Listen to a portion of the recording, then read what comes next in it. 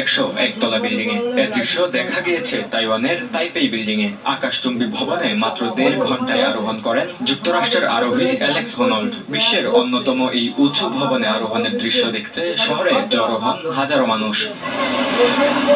অসুরক্ষিত আরোহণে প্রাথমিকভাবে উদ্বেগ প্রকাশ করেন দর্শনার্থীরা, যদিও পরবর্তীতে আরোহণ সম্পূর্ণ করার জন্য হোনল্ডের উপর পূর্ণ বিশ্বাসের কথা জানান তারা। শুরুতে আমি খুব নার্ভাস ছিলাম, কিন্তু অ্যালেক্স উপরে ওঠার পর আমার বিশ্বাস হয়েছিল ও এটা পারবে। সে কোনো আবেগপ্রবণ মানুষ নয়, প্রচুর অনুশীলনের উপর ভরসা করে। কোন কোন জায়গা বেয়ে ওঠার জন্য উপযুক্ত তা মনে রেখেই সে কাজ করে।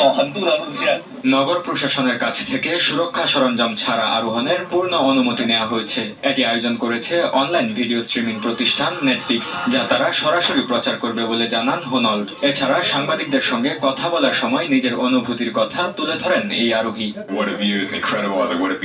তাইপে বিল্ডিং থেকে শহর দেখার সুন্দর একটা উপায় এটি। ভেজা আবহাওয়ার কারণে আগের দিন অভিযানটি পিছিয়ে দিতে হয়েছিল। ভবনটির প্রতি সম্মান জানিয়ে আর যারা আমাকে এটি দেখার সুযোগ করে দিয়েছেন সেই পুরো টিমের প্রতি সম্মান রেখে আমি ভেবেছি জোর করে কিছু করব না, সবার প্রতি শ্রদ্ধা রাখবো এবং দেখবো বিষয়টি আদৌ কখনো ঠিকভাবে বাস্তবায়িত হয় কিনা।